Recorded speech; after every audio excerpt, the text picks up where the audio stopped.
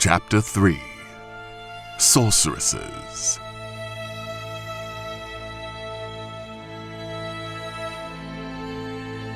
This world is full of mystery, fraught with danger and adversity.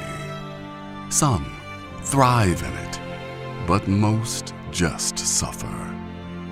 The common folk are those who are usually dealt the short end of the stick in this dog-eat-dog reality. Of course, there's also the opposite end, where the rich and powerful dwell. But even among them, there are exceptional individuals, those who stand out in a crowd, not because of the jewels they wear or the crown resting on their heads.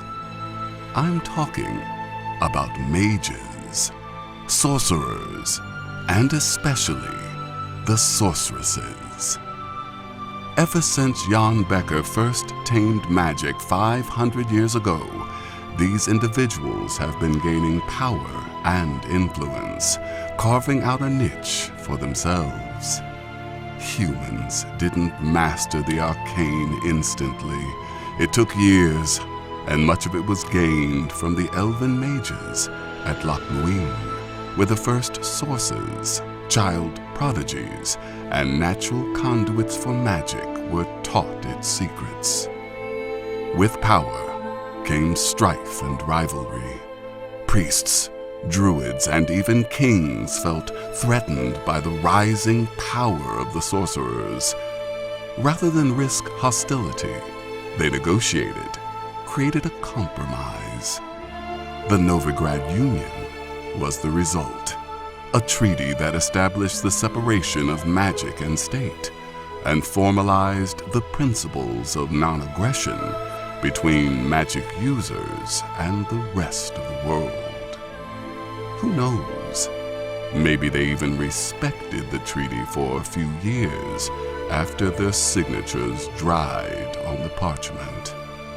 It definitely didn't stop the mages. Not by a long shot. They have snaked their way into the good graces of kings and nobles. You could hardly come into court and not notice a man or a woman standing on the sidelines, observing, taking notes. They were everywhere power could be had, but some wanted more. Perhaps it's this greed that motivated Vilgefortz and his cronies to betray the northern kingdoms of Tanid during the largest meeting of magic wielders of our time. His betrayal destroyed the community of magic users in the north and the trust that existed between them and the rulers. It came just as Nilfgaard crossed the Uruga River, beginning the Second Northern War.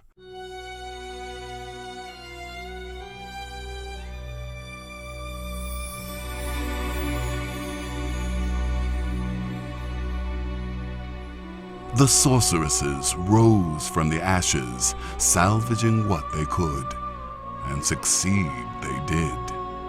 Just look at Bredania, its leadership decapitated with the assassination of their king. Felipa Elhart and the Spy Master brought it to heel with blood and magic, a sign of things to come. Rumor has it that the surviving sorceresses formed a secret lodge to control the empire and the kingdoms, guiding them both to peace and prosperity, while latching themselves firmly on to the structures of power. They say they orchestrated the battle at Brenna, where Nordlings and Imperials bled each other so much the grass grew crimson in the coming years.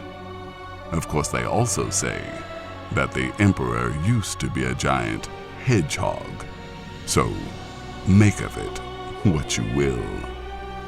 What I know is that the sorceresses came out of the war with their heads held high, rather than feet forward, more beautiful, more powerful, and prouder than ever.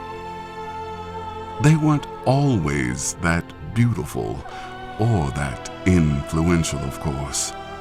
I know for a fact that Yennefer of Vengerberg, the stunning dame with raven hair and scorching fire in her heart, was once a hunchback. If you ever meet her, look into those eyes, and you can sometimes see an abused, envious cripple looking back at you. Impossible, you say? Hard, but not impossible. Mages opted for the old, mature look, but the sorceresses knew that to maintain the brand, you had to look the part. The girls that went into the School of Magic, no matter how average-looking they were or what defects they had, came out stunning. They could be a hunchback, have a hair lip, buck tooth, flat feet.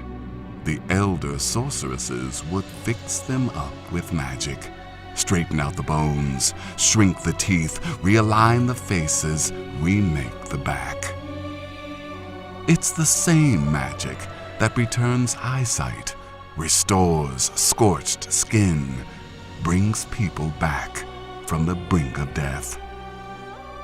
It can't save those too far gone, as a certain sorceress learned during the Battle of Sodden in the First War, when a spell ripped off all her limbs.